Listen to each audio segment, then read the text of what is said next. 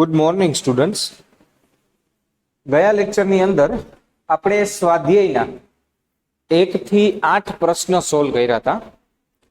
ત્યાર પછીના પ્રશ્નથી આપણે શરૂઆત કરીએ આજના લેક્ચરની. તો આજનો પ્રશ્ન છે 1 થી 7 કર્યા હતા. 8મો પ્રશ્ન, ક્વેશ્ચન નંબર 8. ચાલો, શું છે ક્વેશ્ચન નંબર 8? તો નીચે દર્શાવેલા સંયોજનોમાં ક્રિયાશીલ સમૂહ ઓળખો. સરસ. ચાલો, ક્રિયાશીલ સમૂહ કયા કયા છે એ આપણે કહેવાનું છે. ચાલો, પહેલું સંયોજન નંબર 1.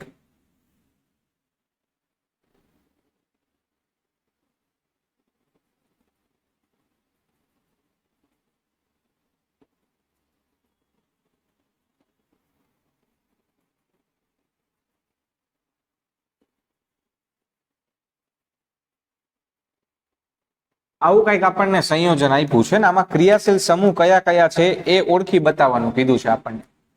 હાલો, ઓળખી બતાવીએ. ચાલો, ક્રિયાશીલ સમૂહ નંબર 1 CHO એટલે શું થાય? આલ્ડીહાઇડ. બરાબર. ચાલો, ત્યારબાદ ક્રિયાશીલ સમૂહ નંબર 2 OH એટલે કે આલ્કોહોલ. ચાલો, ત્યારબાદ ત્રીજું OMe એટલે કે ઇથર, મિથોક્સી, ઇથર સમૂહ છે. બરાબર. અને ચોથો સમૂહ છે કાર્બન કાર્બન દ્વિબંધ. ટોટલ આટલા ક્રિયાશીલ સમૂહ આ સંયોજનમાં હાજર છે. ચાલો, ત્યાર પછીના બીજા સંયોજનની વાત કરીએ તો ભાઈ બીજા સંયોજનમાં કોણ કોણ છે? સંયોજન નંબર 2 એવું જ કંઈક છે ફરીથી.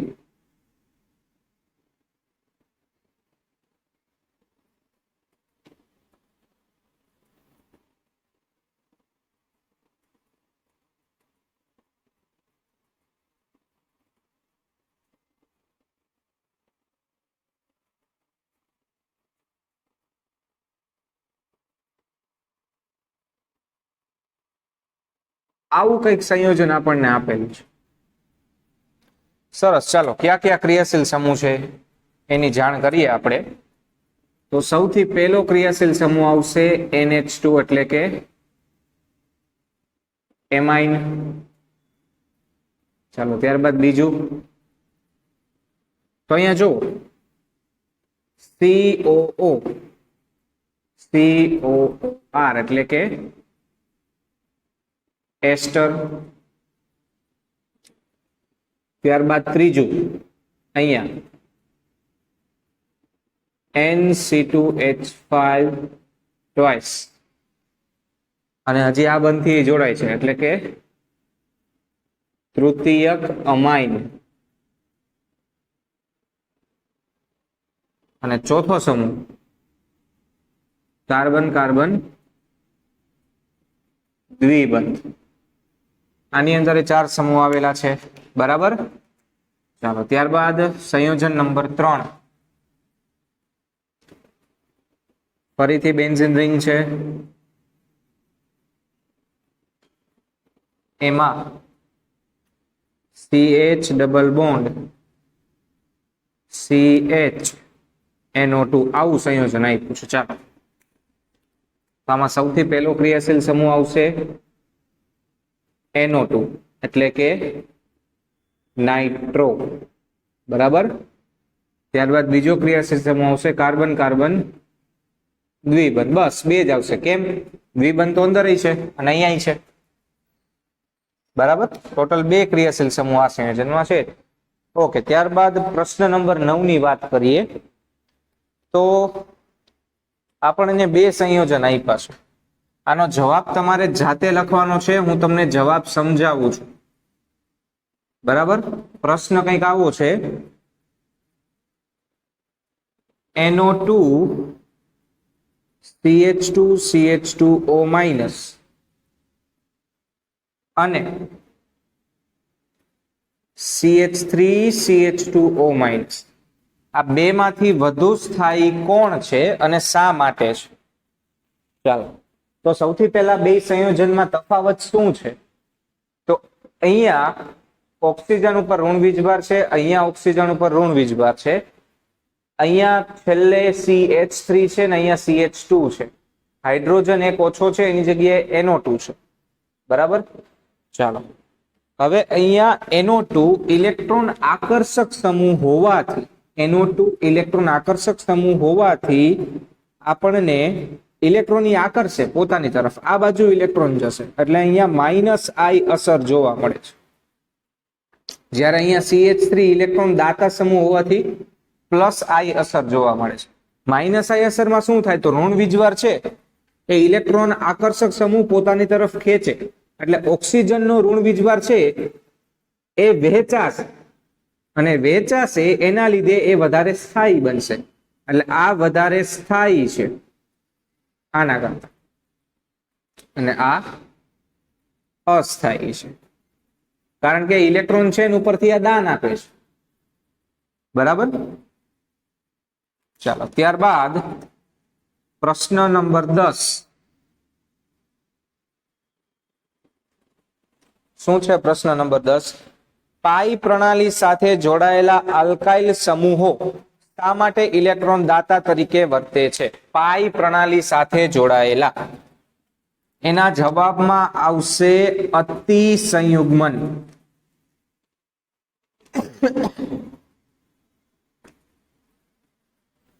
ફરીથી પ્રશ્ન બોલું છું.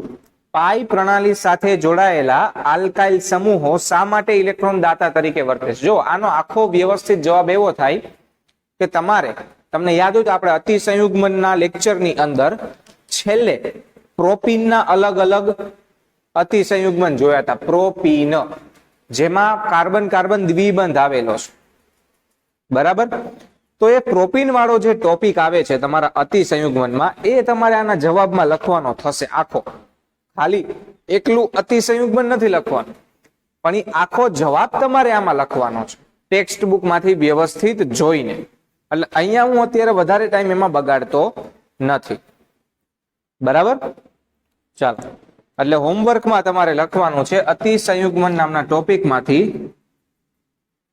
પ્રોપીનનું અતિસંયુગ્મન આમાં લખવાનું થશે.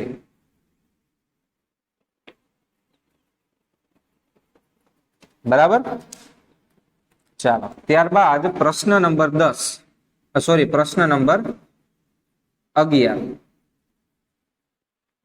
નીચે દર્શાવેલા સંયોજનોના સહસ્પંદન બંધારણ દોરો. તેમના ઇલેક્ટ્રોન સ્થાનાંતરને વક્ર તીર વડે દર્શાવો. સરસ. હવે કઈક વ્યવસ્થિત મજા આવે એવી વસ્તુ આવી છે.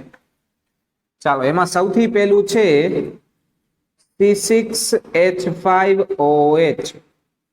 સહસ્પંદન બંધારણ દોરવાના છે અને ઇલેક્ટ્રોન સ્થળાંતરને તીર વડે દર્શાવવાનો છે. યાદ કરો, C6H5OH આપણે ઓલરેડી દોરી લીધું. યાદ કરો, જ્યારે આપણે +R ને -R અસર શીખાતા ત્યારે આપણે C6H5OH અને C6H5NO2 એટલે કે આપણું બીજું જે છે આના પછીનું, આ બંનેના સહસ્પંદન બંધારણ આપણે બોર્ડ ઉપર દોર્યા હતા. રેઝોનન્સ અસર ની અંદર, સહસ્પંદન અસર ની અંદર આપણે આ બેના સહસ્પંદન બંધારણ દોર્યા હતા. આમાં રિંગની અંદર ઋણ વીજભાર આવતો હોવાથી આને +R અસર કહેવાય છે, ને આમાં રિંગમાં પ્લસ વીજભાર આવતો હોવાથી આને -R અસર કહેવામાં આવતી હતી. યાદ કરજો. અને ત્યાંથી આ બેના બંધારણ તમારે જાતે દોરવાના છે મોઢે. એટલે આ બે તમારા હોમવર્કમાં. અને ત્રીજું, ચાલો, ત્રીજું શું છે? CH3CH ડબલ બોન્ડ CH આવું સંયોજન આપ્યું છે ને આના સહસ્પંદન બંધારણ આપણને દોરવાના કીધા છે. ચાલો દોરીએ. ચાલો, સૌથી પહેલા CH3, CH3, ત્યારબાદ CH double bond CH, single bond C, double bond O, single bond H. આવું સંયોજન છે આપણી પાસે. બરાબર. ચાલો, સૌથી પહેલા ઇલેક્ટ્રોન સ્થળાંતર બતાવીએ. તો આ દ્વિબંધના ઇલેક્ટ્રોન ઓક્સિજન લઈ લેશે. દ્વિબંધના ઇલેક્ટ્રોન ઓક્સિજન લઈ લેશે અને અહીંયાથી દ્વિબંધ અહીંયા ટ્રાન્સફર થઈ જશે. ક્લિયર? દ્વિબંધના ઇલેક્ટ્રોન અહીંયા ઓક્સિજન લઈ લેશે અને અહીંયાથી દ્વિબંધના ઇલેક્ટ્રોન અહીંયા ટ્રાન્સફર થઈ જાય. ચાલો બાકીનું જેમ છે એમ લખો એટલે તમને આઈડિયા આવે શું થાય છે. કાર્બન, એના ઉપર 3 હાઇડ્રોજન. ચાલો આ કાર્બન અહીંયાથી દ્વિબંધ અહીંયા આવતો રહ્યો, અહીંયા સિંગલ બંધમાં ઓક્સિજન માઇનસ, આના ઉપર 1 હાઇડ્રોજન, આના ઉપર 1 હાઇડ્રોજન અને અહીંયા H. ચાલો હવે આ કાર્બનનો જોવો જોઈએ, એક બંધ ઘટે છે, 3 જ થયા અને બંધના ઇલેક્ટ્રોન પેલી બાજુ ટ્રાન્સફર થઈ ગયા એટલે અહીંયા કાર્બન ઉપર આવશે ધન વીજભાર. આમાંથી આમાં જવું હોય તો શું થાય? તો ઓક્સિજને જે ઇલેક્ટ્રોન યુગ્મ લીધો છે એ પાછો બંધમાં આપી દેશે અને આ બંધ ફરીથી અહીંયા ટ્રાન્સફર થઈ જાય એટલે ફરી એમાંથી આ સંયોજન બની જાય. સામે એકબીજામાં સતત આ સહસ્પંદન થયા કરે એટલે આ સહસ્પંદન બંધારણ નંબર 1 અને આ સહસ્પંદન બંધારણ નંબર 2. બરાબર? ચાલો ત્યારબાદ ચોથું સંયોજન છે C6H5CHO. ચાલો ચોથું C6H5CHO. સૌથી પહેલા એનું આપણે સાદું બંધારણ દોરીએ.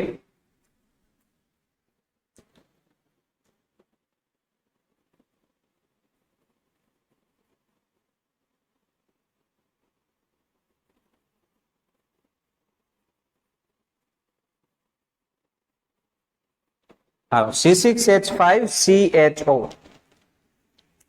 સૌથી પહેલા શું થશે? તો આ બંધના ઇલેક્ટ્રોન ઓક્સિજન લઈ લેશે. આ બંધના ઇલેક્ટ્રોન ઓક્સિજન લઈ લીધા તો આ બંધ ઉપર ટ્રાન્સફર થઈ જશે કાર્બન સાથે. બરાબર? એટલે આ કાર્બનને ધન વીજભાર મળશે. હાલો જોઈ.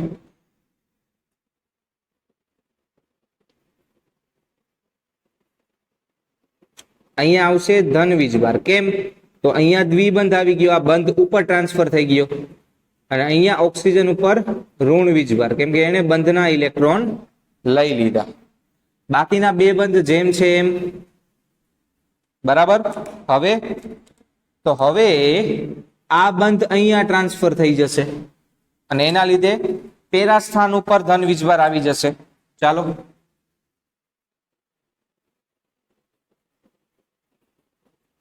હવે અહીંયા ધન વીજભાર બંધ અહીંયા આવી ગયો, ઉપર દ્વિબંધમાં કાર્બન, સિંગલ બંધ ઓક્સિજન માઇનસ અને હાઇડ્રોજન સિંગલ બંધમાં. હવે અહીંયાથી આ બંધ અહીંયા ઇલેક્ટ્રોન ટ્રાન્સફર આપશે બંધમાં.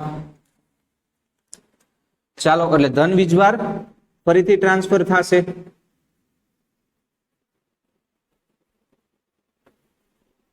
ચાલો હવે બંધ અહીંયા આવી ગયો, ધન વીજભાર અહીંયા આવી ગયો, ઉપર દ્વિબંધમાં કાર્બન, સિંગલ બંધમાં હાઇડ્રોજન, સિંગલ બંધમાં ઓક્સિજન માઇનસ. હવે અહીંયાથી ફરીથી આ બંધમાં ઇલેક્ટ્રોન દેવાશે અને ઓક્સિજન પોતાના ઇલેક્ટ્રોન ફરીથી અહીંયા ડબલ બંધમાં આપશે એટલે ફરી પાછું અહીંયાથી આપણે પેલું સંયોજન આવી જશે. બરાબર? છતાંય દોરીએ આપણે. ચાલો આપણને નડતું નથી કઈ દોરવામાં. અહીંયા દ્વિબંધ ને અહીંયા દ્વિબંધ, સિંગલ બંધમાં કાર્બન, ડબલ બંધમાં ઓક્સિજન, સિંગલ બંધમાં હાઇડ્રોજન. સમજાઈ ગયું બધાને? તો આ સહસ્પંદન બંધારણ આપણા ચોથા સંયોજનના. ત્યારબાદ સંયોજન નંબર 5 દોરીએ આપણે. સંયોજન નંબર 5 શું છે? સંયોજન નંબર 5 C6H5CH2 પ્લસ. સરસ. ચાલો બનાવીએ. આ C6H5 એના ઉપર CH2 અને ધન વીજભાર. હાલો, કાર્બન ધન વીજભારિત છે એટલે આની જેમ જ વસ્તુ થશે. ફરક એટલો કે તમે જ્યાં ઉપર આ લખેલું છે એની જગ્યાએ CH2+ આવી જશે. શું થશે? તો આ બંનેના ઇલેક્ટ્રોન કાર્બન લઈ લેશે એટલે કાર્બનનો ઋણ વીજભાર ધન વીજભાર નીકળી જાય. બરાબર, જોવો જોઈ. એટલે કે અહીંયા ધન વીજભાર આવી ગયો કેમ કે આ બંધ ઉપર વયો ગયો. અહીંયા દ્વિબંધ કાર્બન હાઇડ્રોજન ને હાઇડ્રોજન, ધન વીજભાર નીચે આવી ગયો કાર્બનનો. હવે જે આ દ્વિબંધ છે અહીંયા બંધ બનાવી લેશે એટલે ધન વીજભાર અહીંયાથી અહીંયા આવી જશે. જેમ અહીંયા કર્યું હતું એવી જ રીતે કરવાનું છે. ફરક એટલો કે અહીંયા ઉપર CHO હતું અને અહીંયા CH2 છે. ચલો, દ્વિબંધમાં કાર્બન, 2 હાઇડ્રોજન. હવે અહીંયા ધન વીજભાર, અહીંયા દ્વિબંધ ને અહીંયા દ્વિબંધ. બરાબર, હવે શું થશે?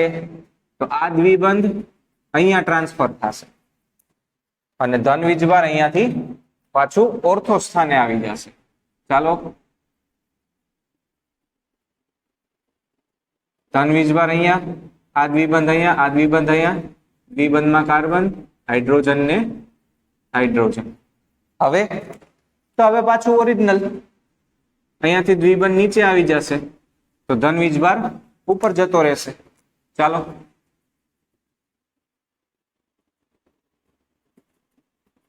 હાલો, ધન વીજભાર પાછો કાર્બન ઉપર આવી ગયો કેમ કે બંધ નીચે આવી ગયો. ક્લિયર? ત્યાર પછી આપણે વાત કરીએ, હજી એક સંયોજન છે આમાં, છઠ્ઠું સંયોજન CH3CH ડબલ બોન્ડ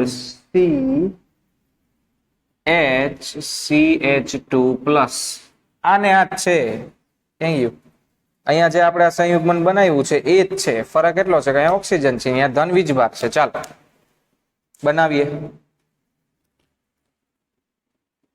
કાર્બન અને એના 3 હાઇડ્રોજન, એની સાથે કાર્બન, 1 હાઇડ્રોજન, ડબલ બંધ કાર્બન, 1 હાઇડ્રોજન, સિંગલ બંધ કાર્બન, ધન વીજભાર અને 2 હાઇડ્રોજન. ચાલો, શું થશે?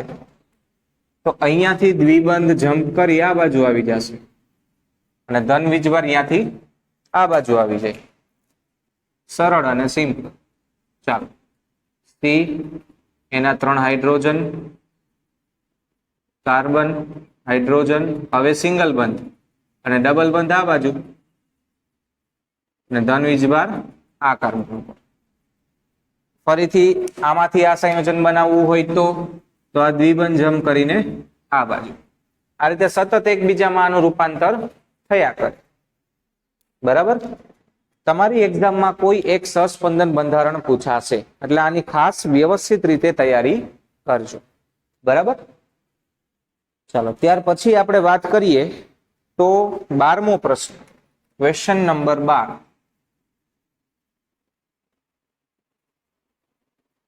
ઇલેક્ટ્રોન અનુરાગી અને કેન્દ્રાનુરાગી એટલે શું? ઉદાહરણ સહિત સમજાવો.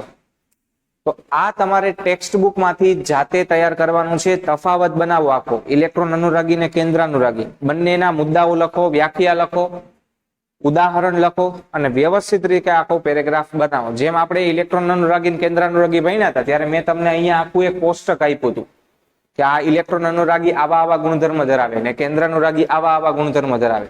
તો તમે એ લેક્ચર માંથી જોઈને પણ આનો જવાબ લખી શકો છો. એટલે આ તમારે હોમવર્કમાં જાતે કરવાનું છે. બરાબર, ત્યારબાદ અહીંયા આ બે મેં તમને હોમવર્કમાં આપેલા છે. ત્યારબાદ આ અતિસંયુગ્મન છે એ પણ હોમવર્કમાં છે અને આનો મેં તમને જવાબ સમજાવ્યો તો એ જાતે તમારે લખવાનો છે. બરાબર, ચાલો ત્યાર પછીના પ્રશ્નની આપણે વાત કરીએ. પ્રશ્ન નંબર 13. નીચે દર્શાવેલા સમીકરણોમાં ઘાટા અક્ષરે લખાયેલા પ્રક્રિયકોને કેન્દ્રાનુરાગી અથવા ઇલેક્ટ્રોન અનુરાગી તરીકે ઓળખો. અચ્છા લ્યો, ઓળખવાના છે કેન્દ્રાનુરાગી ને ઇલેક્ટ્રોન અનુરાગી. હાલો પહેલો પ્રશ્ન છે CH3COOH વત્તા, હાલો એને ઘાટું કર્યું છે હું બીજી પેન થી લખું, બરાબર, OH માઇનસ CH3COO માઇનસ વત્તા H2O.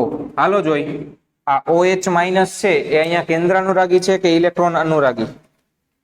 તો ભાઈ એ છે અહીંયા ઇલેક્ટ્રોન અનુરાગી પ્રક્રિયક. ખોટું. કેમ ખોટું? ઋણ વીજભાર છે તો એ કોઈ દિવસ ઇલેક્ટ્રોન અનુરાગી હોય નહીં, એટલે કયું છે? કેન્દ્રાનુરાગી પ્રક્રિયક છે. ચાલો ત્યારબાદ પ્રક્રિયા નંબર 2,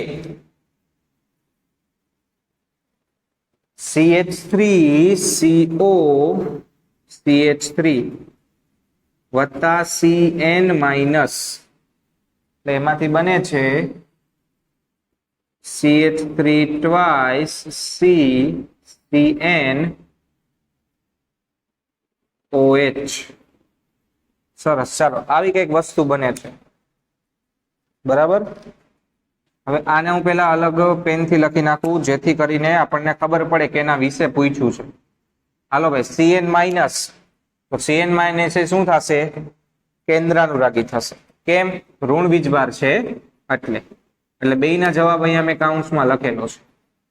ત્યારબાદ C6H5 minus plus CH3CO plus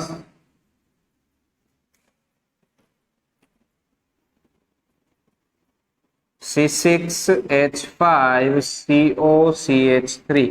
ચાલો જોઈએ, હવે ધન વીજભાર આવ્યો તો જ્યારે પણ ધન વીજભાર આવે એ શું હશે? ઇલેક્ટ્રોન અનુરાગી પ્રક્રિયક, બરાબર. ચાલો ત્યાર પછીના પ્રશ્નની આપણે વાત કરીએ, પ્રશ્ન નંબર 14. ચાલો પ્રશ્ન નંબર 14, નીચે દર્શાવેલી પ્રક્રિયાઓને તમે આ એકમમાં અભ્યાસ કર્યો હોય તેવી પ્રક્રિયાઓમાં વર્ગીકૃત કરો. તો આપણે કાર્બનિક પ્રક્રિયાના પ્રકાર કેટલા છે? 4 પ્રકાર છે: યોગશીલ, વિસ્થાપન, વિલોપન અને પુનર્વિન્યાસ. તો આપણે એના આધારે નીચેની પ્રક્રિયાઓ છે એ કઈ કેટેગરીમાં આવે છે એ કેટેગરી આપણે એમને કહેવાની છે, બરાબર. ચાલો તો શરૂઆત કરીએ પ્રક્રિયા નંબર 1 થી.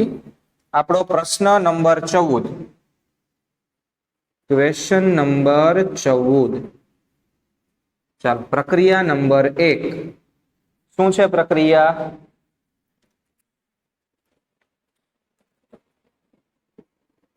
CH3CH2Br પ્લસ HS માઇનસ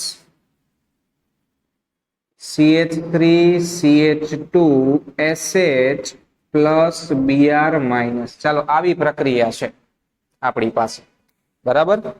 હવે જોવો જોઈ, તો આ પ્રક્રિયામાં Br નું સ્થાન HS લઈ લીધું ને HS નું સ્થાન Br લઈ લીધું. જો આ બેની અદલા બદલી થઈ. મેં કીધું તું ફેર બદલી અદલા બદલી થાય એટલે એ વિસ્થાપન પ્રક્રિયા હોય. એટલે આમાં વિસ્થાપન પ્રક્રિયા થાય છે. કોનું વિસ્થાપન થાય છે? માઇનસ વીજભારિત કણ. એટલે આ થઈ કેન્દ્રાનુરાગી વિસ્થાપન પ્રક્રિયા. કેન્દ્રાનુરાગી વિસ્થાપન પ્રક્રિયા. કેમ કેન્દ્રાનુરાગી? તમે HS માઇનસ બદલાવો છો એટલા માટે. ચાલો પ્રક્રિયા નંબર 2,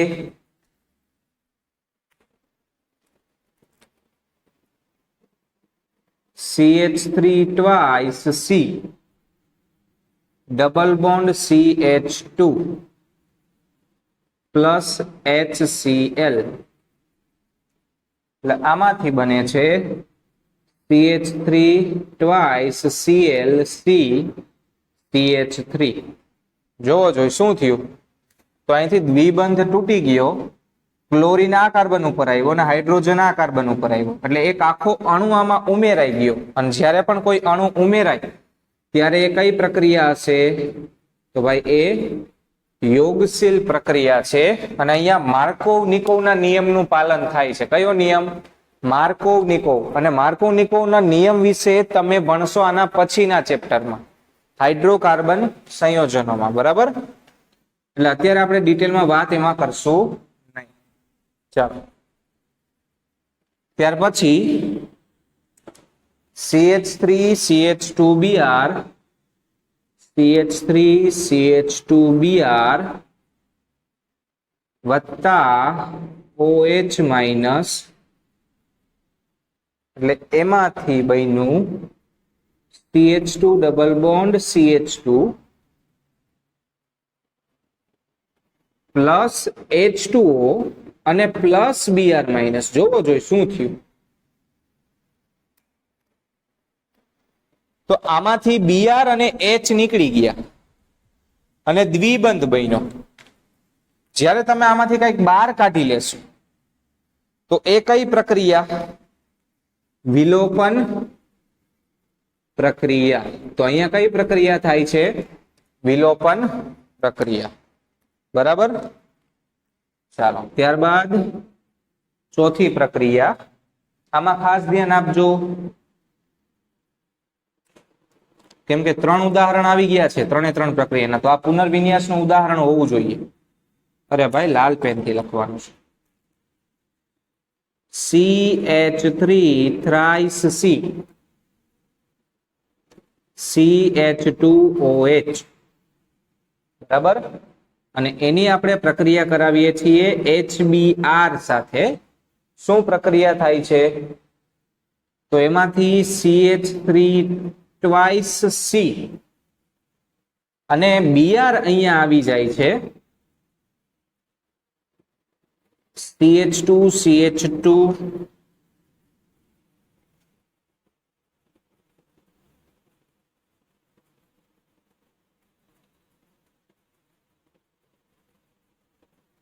એક CH2 એ લોકોએ ટેક્સ્ટ બુકમાં વધારે લખ્યો છે, એ ભૂલ છે, સુધારી લેજો. બરાબર? જો ટેક્સ્ટ બુકમાં તમે પ્રક્રિયકમાં ગણો તો 3 4 ને 5 કાર્બન છે, જ્યારે નિપજમાં 2 3 4 5 ને 6 કાર્બન છે. એટલે અહીંયા 2 CH2 માંથી એક કાઢી નાખજો ટેક્સ્ટ બુકમાંથી, તમને CH2 CH2 CH3 આપ્યું છે, જે ખોટું છે. બરાબર? ચાલો, હવે અહીંયા સૌથી પહેલા શું થયું હું તમને ડિટેલમાં એ વસ્તુ સમજાવું. આ વસ્તુ હું તમને ડિટેલમાં સમજાવું. તો સૌથી પહેલા અહીંયાથી OH નીકળી ગયો. ચાલો, એટલે આ કાર્બન ઉપર 3 CH3 છે. હું 3 CH3 ની જગ્યાએ Me લખું છું. Me એટલે મિથાઇલ Me. બરાબર? એ કાર્બન બીજા એક CH2 સાથે જોડાયેલો છે અને એની ઉપર OH છે. CH2 હાલો અલગથી લખીએ, H અને H. તો આ આપણું સંયોજન છે. એમાંથી હું OH કાઢું તો એ બંને ઇલેક્ટ્રોન લઈ જાય અને શું થાય એમાંથી? તો આ જે CH3 CH3 CH3 Me છે અને આ કાર્બન બનશે કાર્બોકેટાયન. જોવો જોઈએ, જે કાર્બન કાર્બોકેટાયન બને છે, બરાબર, એ કાર્બન કેવો છે? જોવો તો પ્રાથમિક છે અને એની બાજુમાં તૃતીય કાર્બન છે. એટલે અહીંયાથી એક Me અહીંયા ટ્રાન્સફર થઈ જશે અને ધન વીજભાર અહીંયા આવી જશે. આ નિયમ છે કેમેસ્ટ્રીનો. તમે ભણશો આના પછીના ચેપ્ટરમાં ને 12માં આનો ઘણો ઉપયોગ કરશો, પણ અત્યારે તમને સીધી પ્રક્રિયા દઈ દીધી. અને હવે જે HBr માંથી Br છે એ અહીંયા આવશે અને H છે એ આની સાથે જોડાઈને શું બનાવી નાખશે? H2O. એટલે જોવો જોઈએ નિપજ Me2 એટલે CH32 C Br CH2 CH2 CH3 Me CH3. તો કઈ પ્રક્રિયા થઈ? એક તો કેન્દ્રાનુરાગી પ્રક્રિયકની પ્રક્રિયકનું સ્થાન બદલી ગયું. પ્રાથમિકમાંથી એ તૃતીયક થઈ ગયો કેન્દ્રાનુરાગી પ્રક્રિયક. એનો મતલબ તો સૌથી પહેલો ફેરફાર આવે છે પુનર્વિન્યાસ અને બીજું આવે છે વિસ્થાપન. એટલે અહીંયા બે પ્રકારની પ્રક્રિયા છે, વિસ્થાપન અને પુનર્વિન્યાસ. ચલો ક્લિયર. ત્યારબાદ પ્રશ્ન નંબર 15 ની વાત કરીએ આપણે. તો પ્રશ્ન નંબર 15 માં તમને એમ કીધું છે, અહીંયા તમને અમુક જોડી આપેલી છે કેન્દ્રાનુરાગી પ્રક્રિયકની અને સમઘટકોની જોડી આપેલી છે, અને આપણને એમ કીધું છે કે આ કયા પ્રકારના સમઘટકો છે. બરાબર. ચાલો ક્વેશ્ચન નંબર 15. પહેલી જોડી સમઘટકતા બતાવવાની છે, કયા પ્રકારની છે.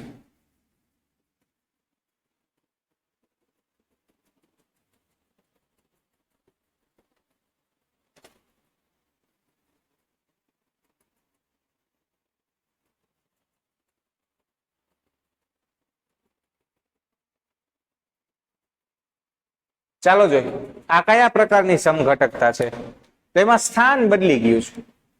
આમાં 1 2 3 4 અને 5 ત્રીજા નંબરે કીટોન છે, જ્યારે આમાં 1 2 3 4 ને 5 બીજા નંબરે કીટોન છે.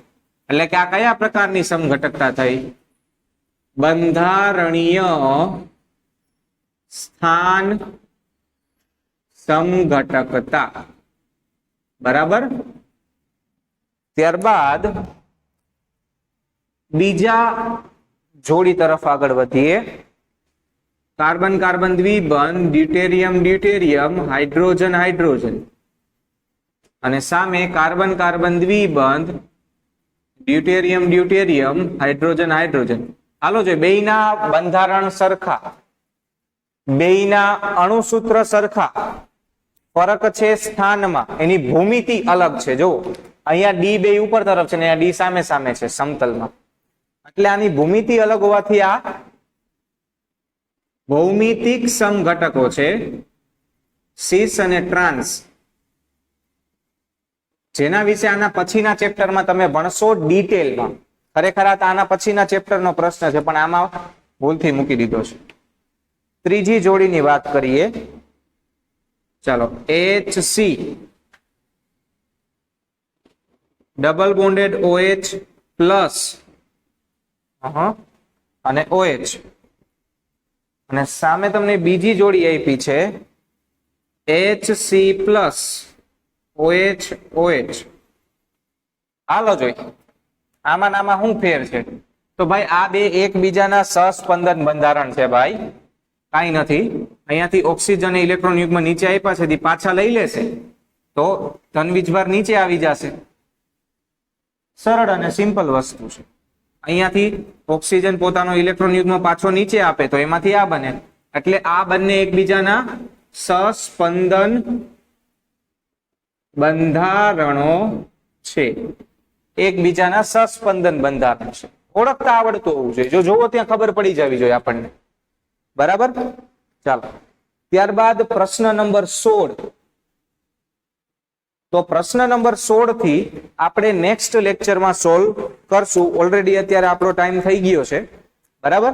સો 16 થી બાકીના પ્રશ્નો નેક્સ્ટ લેક્ચરમાં. Thank you so much.